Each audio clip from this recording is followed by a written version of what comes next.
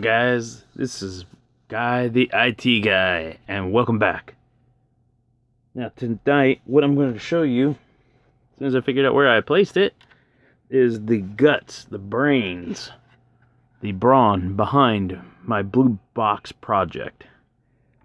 Basically, what it is, I have purchased, this is an M53 motherboard for, it's like for a Lenovo tiny computer. Okay, but this is a sticker that came with my hacker boxes, and it was basically for the Halloween hacker boxes. So, excuse me, voice is still not cleared up yet.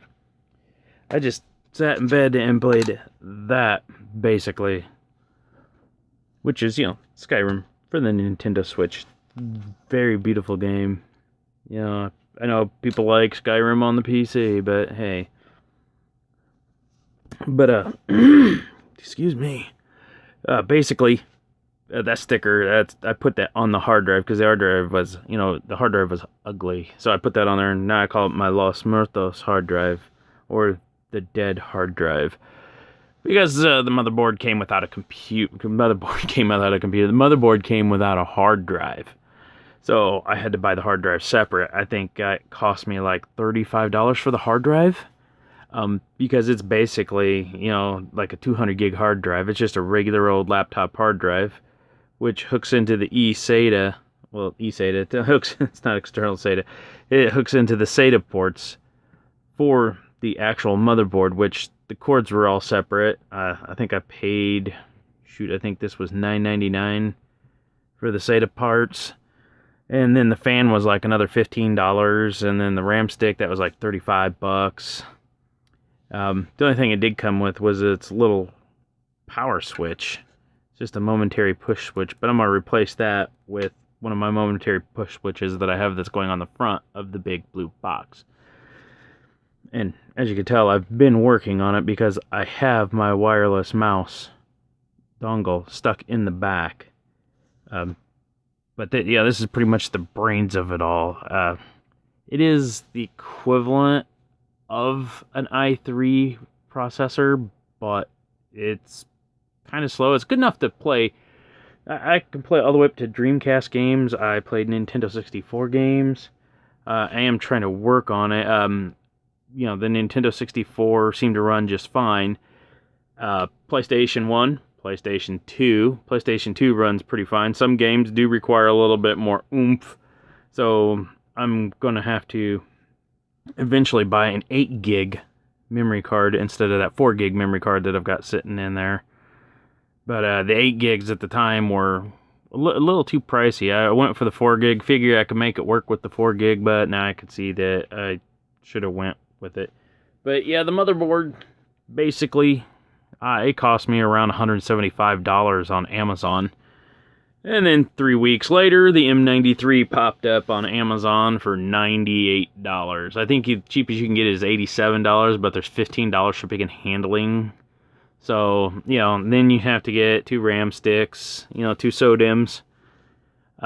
Then you also have to buy a processor and the cooling fan and the hard drive.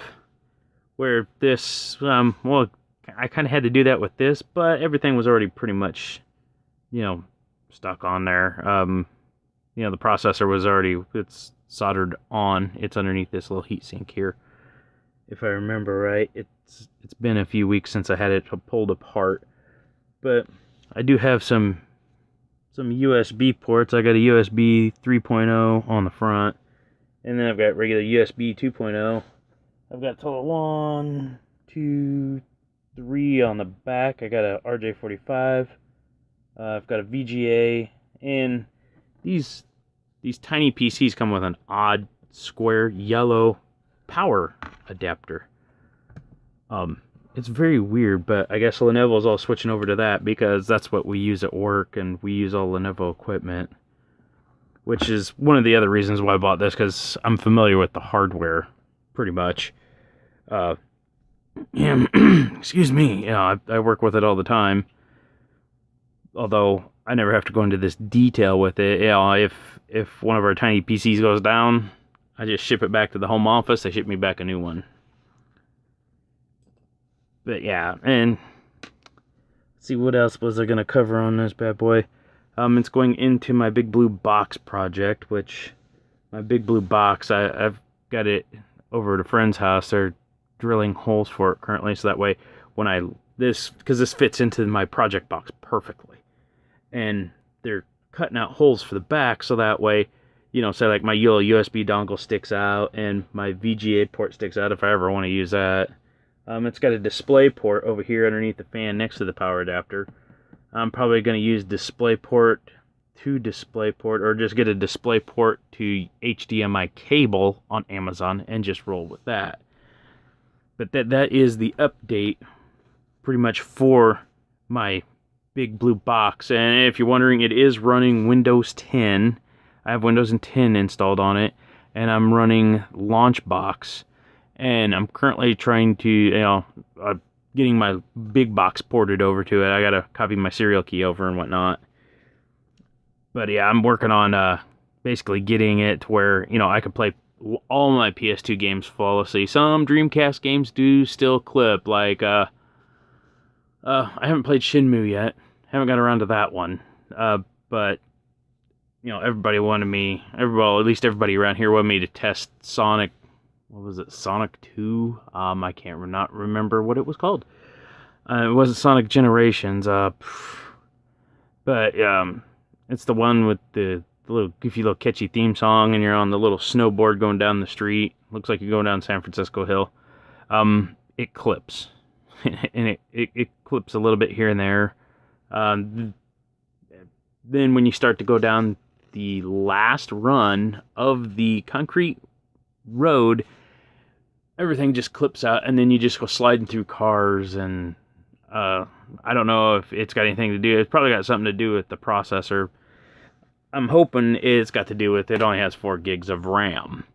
I have yet to install anything onto my, where did it go? Onto my Pine 64 yet. I've got it all rearing to go. I mean, I know it's a totally different subject. People have complained before about me rambling. I'm going to continue to ramble.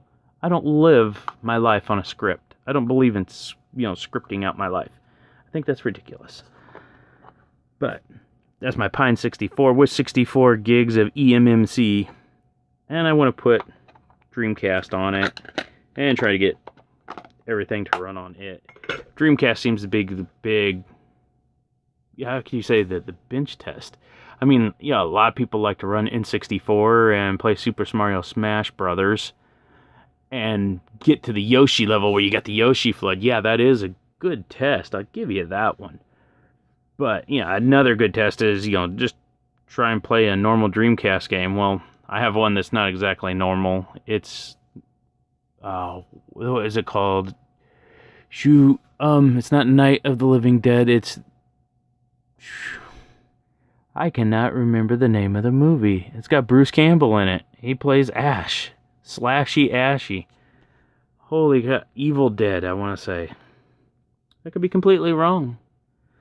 But I tried to play that game, and it actually kind of played somewhat decent during the, the full motion video sequences. It was a little clippy here and there, and then it went into the actual game, and I just didn't know what I was doing. But it seemed to run pretty decent like that. But I'm basically building this, mainly as an experiment to see exactly how far I can go with it. If it doesn't go very far, I'm just gonna turn it. I'm gonna turn it into a Nintendo, a full-on Nintendo / SNES, basically a full-blown Nintendo emulator going, because it plays Wii U games just fine, which is hilarious. I don't even know. It's playing Wii U games just fine, but some Dreamcast games crash. Could be the emulator, which is a very good possibility. The Dreamcast emulator has not been perfected yet, unfortunately, but they're getting to it. But if anything, like I said before, I'm just going to turn it into a full Nintendo emulator. I have an actual NES, an original NES, built in 1986, that I've put in a 72-pin connector. I've tried everything so far as changing out the capacitors on the motherboard. it still does not play. You hit the power button and it just, blue screen pops up and it makes a tone, and then it, you know, it just does that the entire time. So there's no flashing, so it's got brand new 72-pin connectors in that it paid a premium price for, so I would make sure I got quality. They were like $20, but I wanted to make sure that they were good quality. They seemed pretty solid. But yeah, if I can't get it to go any further than what I want it to go, it's just going to turn into a giant Nintendo emulator inside of a Nintendo box. And then I'm just going to replace the ports on the front with quad USB ports. You know, it's that way I can just get, you know, good old NES controllers or Super NES controllers or Nintendo 64 controllers. Just plug it in there. Shoot, I might even just get GameCube controllers and, you know, just kind of put like a Mayflash adapter, for lack of a better term, but basically, you know, put one of those in there so that way I could just plug GameCube controllers into the front and just use GameCube controllers, because they work just as fine as a Nintendo 64 controller. But yeah, that's pretty much the update on that project so far. My video capture card, I know I didn't spend a lot on it. I only spent like $65.91 on it, but it's having issues capturing video images directly off of this. It had no problems, you know, capturing images off of my NES Classic, but when it went over to this, it was just, everything was grayed out. It was like I was playing in PAL region, which was crazy. I don't ever play in PAL. But yeah, that's the gist of it right there. This is my Monday night video. I'll be posting up another video soon of my new camera that I just got. And, you know, basically I'm going to set it to time delay to deliver on Friday, I hope. Hopefully it delivers on Friday. It might deliver on Thursday night at midnight, but it might deliver Friday morning. I'll just set the time for Friday 10 p.m. so that way it just delivers out at that point in time. So that way I can just start doing my videos earlier in the week and just set them to post on Wednesdays and Fridays, or Mondays and Fridays. Whichever goes, you know, the best direction. But yeah, leave your comments in the section below and give me a like and a subscribe, and I will see you guys later.